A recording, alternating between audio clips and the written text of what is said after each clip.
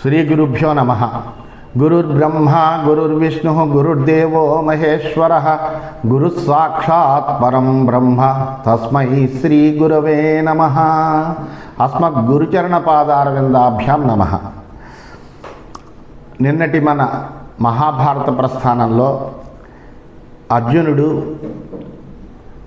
పాండవులు ఏర్పాటు చేసుకున్నటువంటి నియమాన్ని ఉల్లంఘించడం వల్ల 12 సంవత్సరములు తీర్థయాత్రలు వనవాసం చేసేటువంటి నియమ పరిపాలన చేస్తూ అతడు అట్లాగా యాత్ర చేస్తూ అనేకములైనటువంటి తీర్థముల్ని సందర్శిస్తూ అలా వెడుతున్నాడు.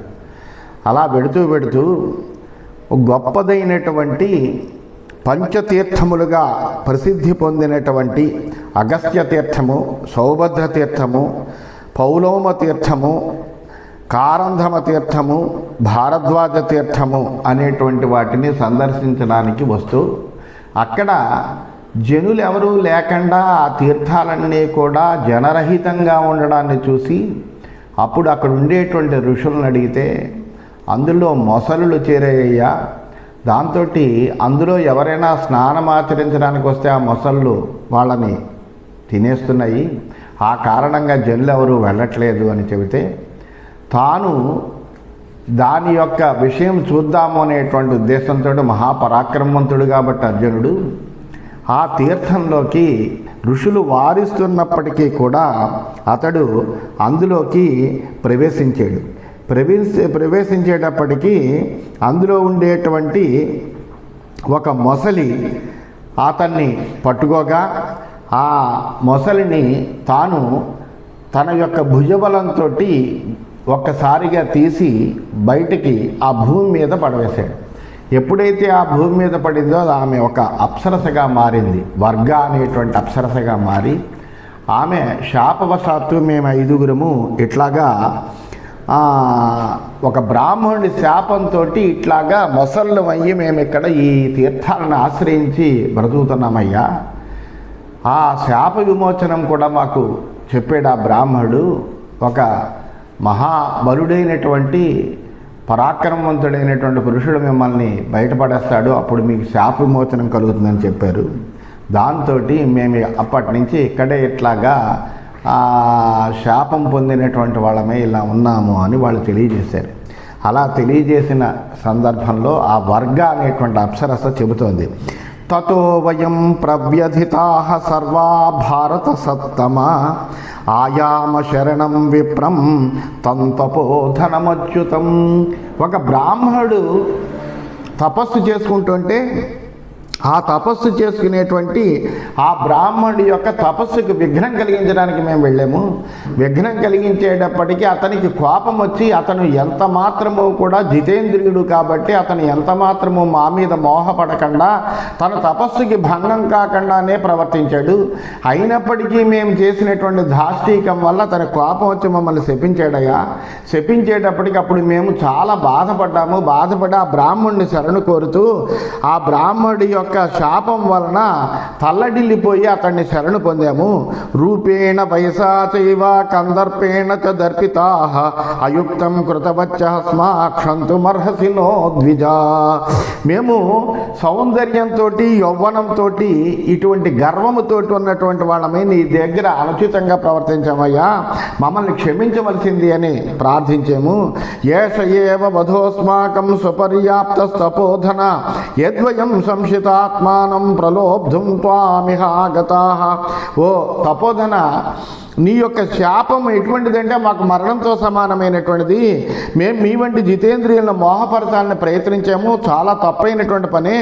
అవధ్యాస్తు స్త్రియసృష్టాః మన్యంతే ధర్మచారిణః తస్మాత్ ధర్మేణ వర్ధ త్వం నాస్మాన్ హింసితుమర్హసి. అయితే స్త్రీలని చంపకూడదని కదా ధర్మపరాయణులందరూ కూడా చెబుతూ ఉంటారు. అందువల్ల మీరు ధర్మంతో ఎప్పుడూ కూడా ఔన్నత్యాన్ని పొందవలసినటువంటి వాళ్ళు. అందువల్ల మమ్మల్ని ఇట్లా హింసించడం అనేటువంటిది మీకు ఎంత మాత్రము ఉచితమైనటువంటిది కాదు. సర్వభూతేషు ధర్మజ్ఞ మైత్రో బ్రాహ్మణ ఉచ్యతే సత్యో భవతు కళ్యాణ ఏషవాదో మనీషిణాం. ఓ ధర్మజ్ఞ, ప్రాణులందరి పట్ల కూడా బ్రాహ్మణుడు చాలా మైత్రితో ఉంటాడు సాధారణంగా. అందువల్ల నువ్వు అందులో శుభమైనటువంటి రూపము కలిగినటువంటి వాడు, మంగళప్రదుడైనటువంటి వాడు. లోకంలో విద్వాంసుల యొక్క ఈ అభిప్రాయాన్ని నువ్వు యథార్థం చేయవయ్యా, మా యందు ప్రేమతో వ్యవహరించు. శరణంచ ప్రపన్నానాం శిష్టాః కుర్వంతి పాలనాం శరణం త్వం ప్రపన్నాస్మా తస్మాత్మం క్షంతుమర్హసి. శ్రేష్ఠులైనటువంటి మహాత్ములు శరణు కోరినటువంటి వాడిని ఎప్పుడు రక్షిస్తారు. అందువల్ల మేమందరం కూడా ఇప్పుడు నీ శరణు కోరుతున్నామయ్యా, మమ్మల్ని 5గురిని నేను రక్షించవలసింది అని ఆ 5గురి అప్సరసల తరఫున కూడా బ్రాహ్మణుడిని ప్రార్థించింది. ఏవముక్త సధర్మాత్మ బ్రాహ్మణ శుభకర్మకృత్ ప్రసాదం కృతవాన్ వీర రవిసోమ సమప్రభా. ఆ తర్వాత ఆమె ప్రార్థనను ఆలకించినటువంటి వాడై ధర్మాత్ముడైనటువంటి సత్కర్మాచరణ చేసేటువంటి సూర్యచంద్రులతో సమానమైనటువంటి కాంతి కలిగినటువంటి ఆ బ్రాహ్మణుడు వాళ్ళ యొక్క ప్రార్థనను మన్నించి ఈ విధంగా అనుగ్రహించాడు. శతం శతసహస్రంతు సర్వమక్షయ్యవాచకం పరిమాణం శతం త్వేతత్ నేదం అక్షయ్యవాచకం. నేను మీకు 100,000 సంవత్సరాలు ఇలాగా మీరు మొసళ్ళు అవుతారు అని అన్నాను. కానీ శతం అనేటువంటి పదము, శతసహస్రం అనేటువంటి పదము కూడా లోకంలో కేవలము 100,000 అనేటువంటి అర్థంలోనే కాకుండా అనంతార్థంలో వాడతారు. అందువల్ల అనంతమైనటువంటి సంఖ్యను తెలిపే విధంగా కూడా ఈ శతం అనేటువంటి పదాన్ని, శతసహస్రం అనేటువంటి పదాన్ని ఉపయోగించడం అనేటువంటిది లోకంలో ఉన్నది. కాబట్టి నేనన్న శతం అనేటువంటి పదానికి 100 ఏళ్ళనే అర్థమగుగాక, అంతేకాని ఇది అక్షయవాచకం అయిపోయి అనేకములైనటువంటి సంవత్సరాలు మీరు ఉండాలి అనేటువంటి కాకుండా కేవలం 100 సంవత్సరాలే అవుగా, కానీ 100 సంవత్సరాలకి దాన్ని నియమించేస్తున్నాను. అందువలన అల్లా అగుగాక. యదాచవో గ్రాహభూతాః గృహ్ణంతి పురుషాంజలే ఉత్కర్షతి జలాత్ తస్మాత్ స్థలం పురుష సత్తమః. ఈ మొసళ్ళుగా ఉండి మీరు ఏం చేస్తామంటే పురుషులందరినీ కూడా నీటిలోకి లాగుతూ ఉంటారు. అల్లా నీటిలోకి లాగేసేటువంటి మొసలి రూపంలో ఉండేటువంటి మిమ్మల్ని ఒక పురుష శ్రేష్ఠుడైనటువంటి వాడు నీటి నుండి బయటికి లాగుతాడు. అప్పుడు తదాయూయం పునః సర్వాహ స్వం రూపం ప్రతిపశ్యత. అప్పుడు వీళ్ళు మళ్ళీ మీ యొక్క పూర్వ రూపాలన్నీ పొందినటువంటి వాళ్ళు అవుతారయ్యా. అనృతం నోక్తపూర్వం మే హసతాపి కదాచన. అయితే నవ్వులాట కానీ వేళాకోళం కానీ నేను ఎప్పుడూ కూడా అసత్యం అనేటువంటిది మాట్లాడను. అందువల్ల నా నోటమ్మట వచ్చినటువంటిది సత్యమే అవుతుంది తప్ప అసత్యం ఎన్నటికీ కూడా కారాదు. అందువలన మీకు ఆ విధంగా శాప విమోచనం అనేటువంటిది కలుగుతుంది. తాని సర్వాణి తీర్థాని తతః ప్రభృతి చైవ నారీ తీర్థాని నామ్నేహ ఖ్యాతిం యాస్యంతి సర్వశః పుణ్యాని చ భవిష్యంతి పావనాని మనీషిణాం. మిమ్మల్ని ఎప్పుడైతే బయటికి లాగి ఆ తీర్థాల్లో ఏ విధమైనటువంటి ఉపద్రవము లేకుండా ఎవరైనప్పటికీ హాయిగా స్నానపానాదులు ఆచరించే విధంగా చేయబడతాయో అప్పటి నుంచి అప్పటి వరకు అగస్త్య తీర్థం, సౌభగ తీర్థం అనేటువంటి పేరుతో ప్రసిద్ధమైనటువంటి ఆ తీర్థాలన్నీ కూడా నారీ తీర్థాలు అనేటువంటి పేరుతో స్థిరపడతాయి. విద్వాంసులైనటువంటి పురుషులందరికీ కూడా అవి పవిత్రమైనటువంటి నారీ తీర్థాలు అవుతాయి అని ఆ బ్రాహ్మణుడు తెలిపితే అప్పుడు వర్గ అనే అప్సరస అంటోంది. తతో అభివాద్యతం విప్రం కృత్వా చాపి ప్రదక్షిణం అచింతయామో అపసృత్య తస్మాత్ దేశాత్ సుదుఃఖితాః క్వలు నామ వయం సర్వాః కాలేనాల్పేన తం నరం సమాగచ్ఛేమ యోనస్తత్ రూపమాపాదయేత్ పునః. అప్పుడు ఆ మహర్షికి ఆ వర్గ నమస్కారం చేసింది, ప్రదక్షిణం చేసింది. అలాగే దుఃఖంతో ఆ ప్రదేశం నుంచి మరొక చోటికి బయలుదేరడం అనేటువంటి చేస్తూ అప్పుడు వాళ్ళు అనుకుంటున్నారన్నమాట, అయ్యో మాకు మా పూర్వరూపాన్ని చేకూర్చేటువంటి ఆ పురుష శ్రేష్ఠుడు ఎంత స్వల్ప వ్యవధిలో ఎక్కడ కలుసుకోగలమా, మాకు గబుక్కుని మాకు పాప విమోచన, మా యొక్క శాప విమోచనము ఎంత గమ్మునవుతుందా అని మనస్సులో తలుచుకుంటున్నటువంటి వాళ్ళై అలా ఉన్నట్టు వాళ్ళు. తావయం చింతయత్వైవ ముహూర్తాదివ భారత దృష్టవత్యో మహాభాగం దేవర్షిముతనారదం. అల్లా వాళ్ళు శోక సంతప్తులే ఆ అప్సరసలు ఐదుగురు కూడా చాలా బాధపడుతూ ఎంత గబుక్కుని శాప విమోచనం వస్తుందని ఆలోచించుకునేటువంటి సమయంలోనే అనుకోకుండా భాగ్యవశాత్తు వాళ్ళు అలా ఆలోచిస్తూ ఉంటేనే దేవర్షి అయినటువంటి నారదుడు అక్కడికి రావడం తటస్థించింది. ఆ నారదుడిని చూశారు వీళ్ళు. సంప్రహృష్టాస్మతం దృష్ట్వా దేవర్షమితి ద్యుతిం అభివాద్యత తం పార్థ స్థితాస్మ వ్రీడితాననః. ఓ అర్జున, అమితమైనటువంటి కాంతి కలిగి అద్భుతమైనటువంటి ప్రకాశవంతంగా వెలుగొందేటువంటి ఆ దేవర్షిని చూడగానే మా మనస్సులన్నీ కూడా ఆనందపడ్డాయి. మేము చాలా సంతోషపడ్డాము. ఆయనకి నమస్కారం చేసాము. చేసి సిగ్గుతో ముఖాలు దించుకుని నిల్చున్నాం మేము. సనో అపృచ్ఛ దుఃఖమూలం ఉక్తవత్యో వయంజతం శ్రుత్వా తత్ర యథావృత్తం ఇదం వచనమబ్రవీత్. ఎప్పుడైతే మేము అలా బాధతో ఉన్నామో నారద మహర్షి మమ్మల్ని చూసి మా యొక్క దుఃఖ కారణం ఏమిటని ప్రశ్నించాడు. ప్రశ్నిస్తే మేము జరిగిందంతా కూడా చెప్పాము ఆయనకి. ఆ వృత్తాంతాన్ని అంతటినీ కూడా అప్పటి వరకు జరిగింది ఆ బ్రాహ్మణుడు వృత్తాంతము, మాకు జరిగిన శాపము, ఇవన్నీ కూడా ఆయనకి నివేదించాము. నివేదిస్తే ఆ వృత్తాంతాన్నంతా విన్నాడు ఆయన నారదుడు. విని నారదుడు మాతో ఈ విధంగా పలికాడు. దక్షిణే సాగరానూపే పంచతీర్థాని సంతి వై పుణ్యాని రమణీయాని తాని గచ్చతమాచరం. ఈ దక్షిణ సముద్ర తీరంలో 5 తీర్థాలు చాలా ప్రసిద్ధంగా ఉన్నాయమ్మా. అవి చాలా పుణ్యజనకాలు. అంతేకాకుండా రమణీయమైనటువంటి అవి. మీరందరూ ఆలస్యం చేయకుండా అక్కడికి వెళ్ళండి. ఆ 5 తీర్థాల్లోకి ఒక్కొక్కళ్ళు ఒక్కో తీర్థంలోకి ప్రవేశించండి. తత్ర ఆసు పురుష వ్యాఘ్ర పాండవేయో ధనంజయ మోక్షయిష్యతి శుద్ధాత్మ దుఃఖాదస్మాన్న సంశయ. అక్కడికి పురుష శ్రేష్ఠుడైనటువంటి పాండునందనుడైనటువంటి అర్జునుడు వస్తాడు. అతడు పరిశుద్ధమైనటువంటి అంతఃకరణ కలిగినటువంటి వాడై వచ్చి మిమ్మల్ని ఈ దుఃఖం నుంచి మోక్షం కలిగిస్తాడు. అంటే ఈ దుఃఖం నుంచి మీరు దూరం అయ్యేటట్టుగా చేస్తాడు. అంటే మీ శాప విమోచనం కలిగిస్తాడమ్మా. తస్య సర్వా వయం వీరా శ్రుత్వా వాక్యమిహాగతాః తదిదం సత్యమేవాద్యా మోక్షితాహం తయానఘా.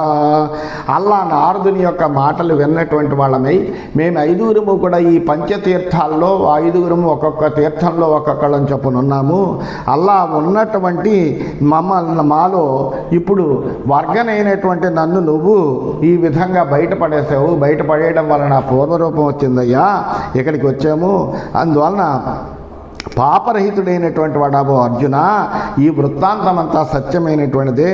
నీచే మేము శాప విముక్తి పొందుతున్నాము అని చెప్పింది. ఏతాస్తు మమతాః సఖ్యశ్చ సఖ్య చతస్రో అన్యా జలే శ్రితాః కురు కర్మ శుభం వీరా ఏతాః సర్వా విమోక్షయ.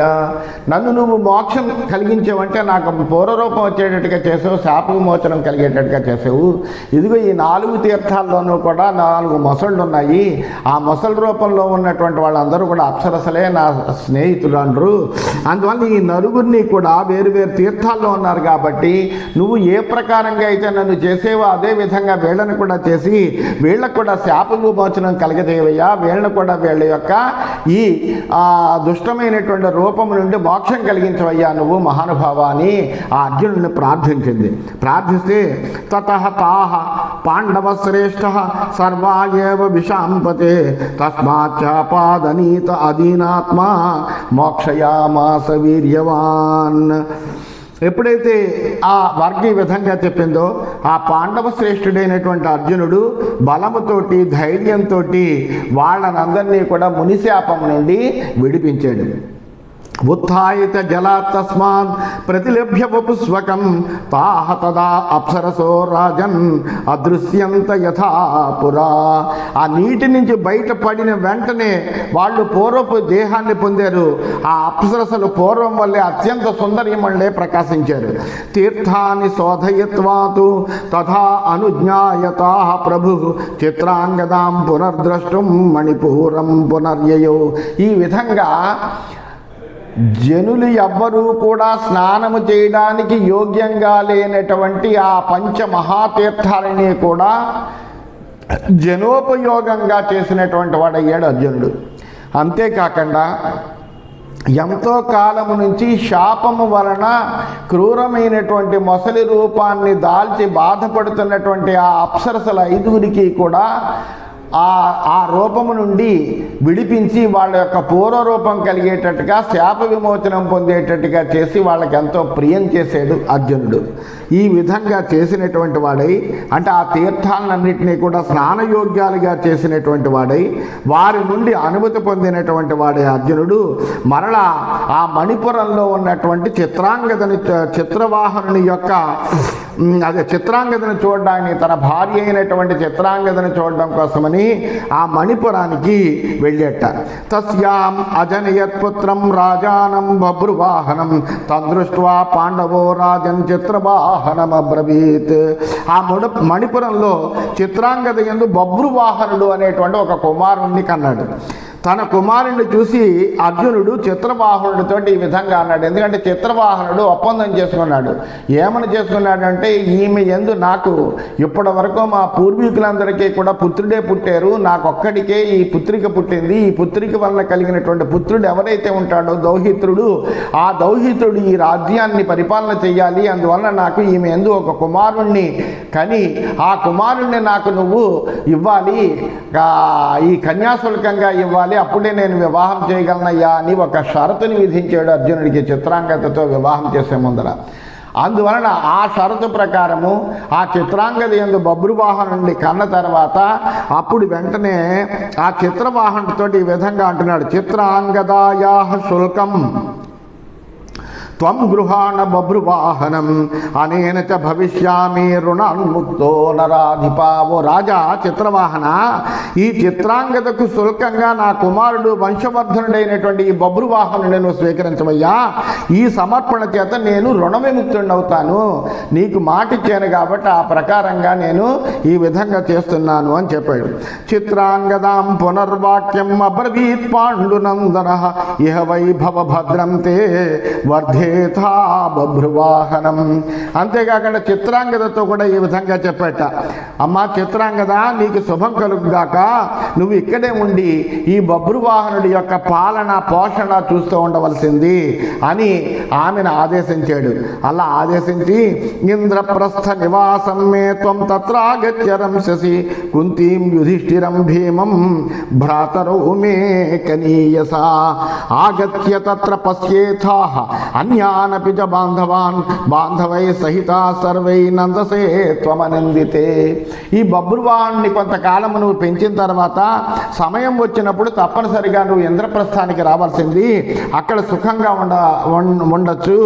అంతేకాకుండా అక్కడ కుంతీదేవి, ధర్మరాజు, భీముడు, నా యొక్క సోదరులైనటువంటి నకుల సహదేవులు అందరూ ఉన్నారు. అటువంటి ఆ బంధువులందరినీ కూడా నువ్వు చూస్తావు. బంధువులందరితోటి ఇంద్రప్రస్థంలో ఆనందం పొందుతూ నువ్వు నివసించచ్చమ్మా అని చిత్రాంగదకి చెప్పాడు. ధర్మే స్థిత సత్యధృతి కౌంతేయోథ యుధిష్ఠిర జిత్వా పృథివీం సర్వాం రాజసూయం కరిష్యతి. ఎల్లప్పుడూ కూడా ధర్మాన్ని మాత్రమే పరిపాలించేవాడు, అంటే ధర్మమందే స్థిరమైనటువంటి బుద్ధి కలిగినటువంటి ఆ కౌంతేయుడైనటువంటి యుధిష్ఠిరుడు సత్యశీలుడై భూమినంతటినీ కూడా జయించి రాజసూయ యాగం చేస్తాడు. తత్ర ఆగచ్చంతి రాజానః పృథివ్యాం నృపసంయుతాః బహూని రత్నాన్యాదాయ ఆగమష్యతి తే పితా. ఆ సమయంలో భూమండలంలో ఉండేటువంటి రాజులందరినీ ఆహ్వానిస్తారు. ఆ రాజులందరూ కూడా అక్కడికి వస్తారు. అలాగే ఆ రాజుల్ని ఆహ్వానించినప్పుడు నీ తండ్రిని కూడా ఆహ్వానిస్తారు. అందువలన నీ తండ్రి అయినటువంటి చిత్రవాహనుడితో కూడా నువ్వు కలిసి అప్పుడు వచ్చి ఆనందంగా ఇక్కడ ఉండవచ్చు. నీ తండ్రి కూడా గొప్ప ధన సంపదని, రత్నాలని అన్నిటినీ కూడా అప్పుడు బహుమానాలుగా తీసుకుని వస్తాడమ్మా. ఏకసార్థం ప్రయాతాసి చిత్రవాహన సేవయ ద్రక్ష్యామి రాజసూయే త్వాం పుత్రం పాలయమాసుచః. అలాగే చిత్రవాహనుడి సేవకే నువ్వు రాజసూయానికి రాగలవు. అప్పుడు నేను నిన్ను అక్కడ కలుస్తాను. మళ్ళా పుత్రుని పాలన పోషణ చూసుకుంటూ నా యొక్క వియోగం వల్ల కలిగినటువంటి ఈ దుఃఖాన్ని నువ్వు నివారించుకో. అందువలన ఆనందంగా హాయిగా ఈ కుర్రవాడిని పెంచుకుంటూ ఉండమ్మా అన్నాడు.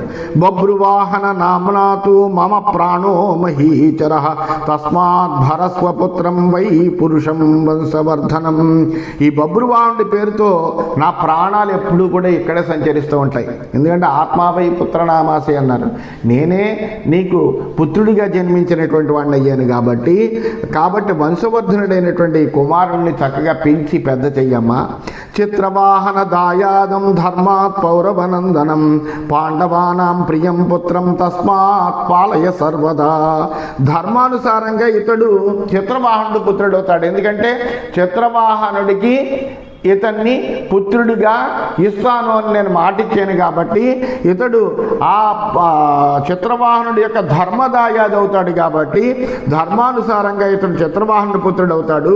అలాగే పూర్వంశానికి అంతటికీ కూడా ఆనందకారకుడు అవుతాడు. పాండవులకి పుత్రుడిగా కూడా ఉంటాడు. అటువంటి బభ్రువాహనుడిని నువ్వు చక్కగా పాలించవమ్మా.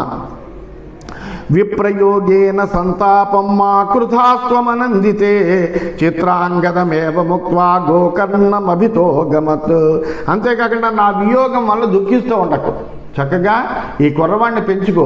ఈ కుర్రవాడి ఏందే నా ప్రాణాలన్నీ ఉన్నాయి అనేటువంటి విషయం గుర్తుంచుకో. అలాగే చిత్రవాహనుడికి యోగ్యమైనటువంటి వారసుడిగా ఇతన్ని నువ్వు తయారు చేయి. అందువలన ఆ విధంగా నువ్వు చేస్తూ ఉండవలసింది అని చిత్రాంగదతోటి చక్కగా చెప్పినటువంటి వాడై అర్జునుడు గోకర్ణ తీర్థం వైపుగా తిరిగి అక్కడి నుంచి బయలుదేరి ఆద్యం పశుపతే స్థానం దర్శనాదేవ ముక్తిద యత్ర పాపోపి మనుజః ప్రాప్నోతి అభయం పదం. ఈ గోకర్ణ క్షేత్రం అంటే చాలా ప్రసిద్ధమైనటువంటి ఈశ్వర క్షేత్రం. అక్కడ ఒక్కసారి కనుక వెళ్ళినటువంటి వాడు సర్వ పాపముల నుండి విముక్తుడవుతాడు. ఎందుకంటే మొట్టమొదటి ఈశ్వర స్థానంగా చెప్పబడతారు ఆ గోకర్ణ క్షేత్రాన్ని చెబుతూ ఉంటారు. అందువల్ల ఆ గోకర్ణ క్షేత్రంలో ఆ ఈశ్వరుణ్ణి దర్శనం చేయడం వల్లనే ముక్తి కలుగుతుంది అని, ఎంత పాపాత్ముడైనప్పటికీ కూడా ఈ క్షేత్రంలో అభయపదాన్ని అధిరోహిస్తాడు అని ఆ ప్రసిద్ధి పొందినటువంటి క్షేత్రం అది. అందువలన అటువంటి ఆ గోకర్ణ క్షేత్రానికి ప్రయాణమే అర్జునుడు అక్కడి నుంచి వెళ్ళాడు. ఇది శ్రీమన్ మహాభారతే ఆది పర్వణి వనవాస పర్వణి అర్జున తీర్థయాత్రాయాం షోడశాధిక ద్విశతమోధ్యాయ. ఈ విధంగా శ్రీమన్ మహాభారతంలో ఆది పర్వంలో అర్జున వనవాస పర్వం అనే ఉపపర్వంలో అర్జున తీర్థయాత్ర అనేటువంటి 216వ అధ్యాయం ముగిసింది. 217వ అధ్యాయంలోకి మనం ప్రవేశించాం. వైశంపాయన ఉవాచ. వైశంపాయనుడు చెబుతున్నాడు జనమేజయుడికి వృత్తాంతం అంతా కూడా. సో అపరాంతేషు తీర్థాని పుణ్యాని ఆయతనాని చ సర్వాణ్యేవానుపూర్వ్యేణ జగామ అమిత విక్రమ. ఓ జనమేజయ మహారాజా, ఆ తర్వాత అత్యంత పరాక్రమవంతుడైనటువంటి ఆ అర్జునుడు క్రమంగా పశ్చిమ సముద్ర తీరంలో ఉండేటువంటి పుణ్యతీర్థాలకు మందిరాలకు అన్నిటికీ కూడా వెళ్ళాడయ్యా. సముద్రే పశ్చిమే యాని తీర్థాని ఆయతనాని చ తాని సర్వాణి గత్వా సప్రభాసముపజిగ్మివాన్. ఆ పశ్చిమ సముద్ర తీరంలో ఉండేటువంటి అన్ని తీర్థాలని చూశాడు. అట్లాగే అక్కడ ఉండేటువంటి అన్ని ప్రసిద్ధమైనటువంటి మందిరాలని కూడా చూశాడు. అవన్నీ అట్లా చూసుకుంటూ అర్జునుడు మెల్లగా ప్రభాస తీర్థానికి చేరాడయ్యా. ప్రభాస దేశం సంప్రాప్తం భీభత్సుమపరాజితం సుపుణ్యం రమణీయం చ శుశ్రావ మధుసూదనః తతో అభ్యగచ్చత్ కౌంతేయం సఖాయం తత్ర మాధవః దదృశా తే తదాన్యోన్యం ప్రభాసే కృష్ణ పాండవౌ. ఆ శ్రీకృష్ణుడు కూడా చారుని ద్వారా అర్జునుడు తిరుగులేనటువంటి పరాక్రమం కలిగినటువంటి అర్జునుడు ప్రభాస తీర్థానికి చేరేడు అనేటువంటి విషయం తెలుసుకున్నాడు. అతని గూఢచారుల ద్వారా తెలుసుకున్నటువంటి వాడైన శ్రీకృష్ణుడు ఆ అర్జునుడిని కలుద్దామనేటువంటి ఉద్దేశంతో ఆ ప్రభాస తీర్థానికి వెళ్ళి అక్కడ ఆ కృష్ణార్జునులు ఇద్దరూ కూడా పరస్పరము ఒకళ్ళనొకళ్ళు చూసుకోవడం అనేటువంటిది ప్రభాస తీర్థంలో జరిగింది. తౌ అన్యోన్యం సమాశ్లిష్య పృష్ట్వాచ కుశలం వనే ఆస్తాం ప్రియసఖాయౌ తౌ నరనారాయణ వృషి. ఆ ప్రియసఖులైనటువంటి నరనారాయణుడు, ఒకడు నరావతారం అయితే మరొకడు నారాయణ అవతారము. అందువల్ల ఇద్దరు కూడా ప్రసిద్ధమైనటువంటి వాళ్ళే. కేవలము ఈ భూమి మీద ఉండేటువంటి భూభారాన్ని తగ్గించి ఇక్కడ ఉండేటువంటి దుష్టులందరినీ కూడా సంహరించి శిష్టులందరినీ కూడా రక్షించి ధర్మాన్ని సుస్థిరంగా స్థాపన చేయడం కోసమని అవతరించినటువంటి భగవద్ అవతారాలు. అందువల్ల అటువంటి ఆ నరనారాయణులు ఇద్దరూ కూడా ఒకరొకరు గాఢంగా కౌగిలించుకున్నట్ట. పరస్పరము క్షేమ వార్తలు కుశల వార్తలన్నీ కూడా తెలుపుకుని ఒక చోట చక్కగా కూర్చునున్నారు. తతో అర్జునం వాసుదేవ తాం చర్యాం పర్యపృచ్ఛత కిమర్థం పాండవైతాని తీర్థాని అనుచరస్యుత. ఆ తర్వాత శ్రీకృష్ణుడు అడిగాడు చక్కటి ప్రభాస తీర్థం అంటే కనుక మనం ఏం చెప్పుకుంటామంటే బదరి అనేటువంటి క్షేత్రాన్నే మనం ప్రభాస తీర్థంగా చెబుతూ ఉంటాం. అందువలన అక్కడికి ఎప్పుడైతే వీళ్ళు చక్కగా చెప్పుకున్న ఆ ఇద్దరు కలిశారు, ఆ కలిసినటువంటి ఆ కృష్ణుడు అర్జునుడు కూడా పరస్పరము సంభాషణ చేసుకుంటున్నారు. శ్రీకృష్ణుడు అడుగుతున్నాడు అర్జున, ఈ తీర్థయాత్రలన్నీ చేస్తున్నావేట నువ్వు? హాయిగా రాజ్యం చేసుకోవాల్సి ఉంటే మీ అన్నగారు అదేంటి ఇంద్రప్రస్థాన్ని రాజధానిగా చేసుకుని పరిపాలన చేస్తున్నాడు కదా, అక్కడ ఉంటూ హాయిగా ఉండవలసినటువంటి వాడు ఈ తీర్థయాత్రలు చేస్తున్నావేమిటి అని ఆ తీర్థయాత్రలు చేయడానికి గల కారణాన్ని ప్రశ్నించాడు అర్జునుడిని శ్రీకృష్ణుడు. తతః అర్జునో యథావృత్తం సర్వమాఖ్యాతవాంస్తథా శ్రుత్వోవాచ వార్ష్ణేయః ఏవమేతదితి ప్రభుః. ఆ ప్రశ్నను విన్నటువంటి అర్జునుడు జరిగిన వృత్తాంతమంతా కూడా శ్రీకృష్ణుడికి నివేదించాడు. అదంతా విన్నటువంటి శ్రీకృష్ణుడు ఆహా అదా కారణము నువ్వు ఈ తీర్థయాత్రలు చేయడానికి అని అతను చేసినటువంటి మంచి పనికి అభినందించాడు. తౌ విహృత్య యథాకామం ప్రభాసే కృష్ణ పాండవో మహీధరం రైవతకం వాసాయైవాభిజగ్మతు. ఆ కృష్ణార్జునులు ఇద్దరు చాలా కాలానికి కలిశారు, మంచి మిత్రులు. అందులో బాబా మేనమామ పిల్లలు వీళ్ళిద్దరూ కూడాను. అందువలన మంచి వీళ్ళిద్దరికీ మధ్యన అన్యోన్యము చక్కటి పరస్పరము సఖ్యత ఉన్నది, సౌహార్ద్రత ఉన్నది. ఒకళ్ళంటే ఒకళ్ళకి ఎనలేని ప్రేమ గౌరవము కూడా ఉన్నాయి. అందువలన చక్కగా కలిసినటువంటి ఆ కృష్ణార్జునులిద్దరూ కూడా చక్కగా అక్కడంతా స్వేచ్ఛగా ప్రభాస తీర్థంలో విహరించేట. రాత్రి వేళ అయ్యేటప్పటికి రైవత పర్వతానికి చేరేట. పూర్వమేవతు కృష్ణస్య వచనాత్తం మహీధరం పురుషా మండయాంచక్రుహోపజహృశ్చ భోజనం. శ్రీకృష్ణుడు ఆజ్ఞనిచ్చాడు, మేము సాయంకాలానికి రైవత పర్వతానికి వస్తాము, అక్కడ అన్ని ఏర్పాట్లు చేయండి, అర్జునుడిని తీసుకుని వస్తున్నాను అని ముందే వర్తమానం పంపించాడు. అందువల్ల ఆ శ్రీకృష్ణుడి యొక్క ఆజ్ఞ చేత ఆయన సేవకులందరూ కూడా ముందుగా అక్కడికి వెళ్ళినటువంటి వాళ్ళై ఆ ప్రదేశాన్నంతటినీ కూడా అలంకరించి వాళ్ళకి చక్కగా భోజనాదులన్నీ కూడా తయారు చేసి చక్కగా ఉంచారట. ప్రతిగృహ్య అర్జున సర్వం ఉపభుజ్యత పాండవ సహైవ వాసుదేవేన దృష్టవాన్ నటనర్తకాన్ అభ్యనుజ్ఞాయతాన్ సర్వాన్ నర్చయిత్వా చ పాండవ సత్కృతం శయనం దివ్యం అభ్యగచ్చన్ మహాపతి. ఆ అర్జునుడు శ్రీకృష్ణుడు శ్రీకృష్ణుడితో కలిసినటువంటి వాడై సిద్ధంగా ఉంచినటువంటి ఆ భోజనాదులన్నీ కూడా తన ఇష్టానుసారంగా హాయిగా భుజించినటువంటి వాడై ఆ తర్వాత భోజనమైన తర్వాత అక్కడ నటనర్తకులు చేసేటువంటి నృత్యాలన్నింటినీ కూడా ఆనందంగా చూసినటువంటి వాడై పిమ్మట వాళ్ళందరినీ కూడా కానుకలతోటి సత్కరించి వాళ్ళందరినీ కూడా పంపించినటువంటి వాడైన అర్జునుడు అక్కడ ఏర్పాటు చేసినటువంటి సుఖమైనటువంటి శయనం మీద హాయిగా నిద్రించేట. తతస్తత్ర మహాబాహు శయాన శయనే శుభే తీర్థానాం పల్వలానాం చ పర్వతానాం చ దర్శనం ఆపగానాం వనానాం చ కథయామాస సాత్వతే.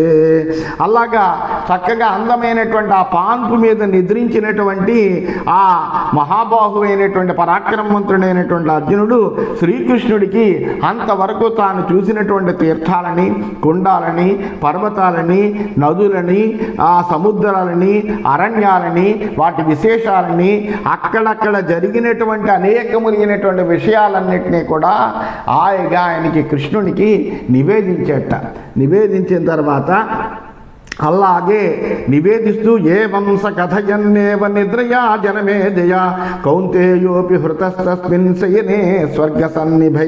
ఇలా చక్కగా పరస్పరము అనేకములైన విశేషాలను మాట్లాడుకుంటూ స్వర్గతుల్యమైనటువంటి ఆ పాన్పు మీద నిద్రలోకి వెళ్ళేట వీళ్ళు. ఈ విధంగా హాయిగా కృష్ణుడితోటి కలిసినటువంటి వాడై ఆనందంగా వార్తాలాపం చేస్తూ నిద్రిస్తున్నటువంటి వాడయ్యాడు అర్జునుడు. స్వస్తి.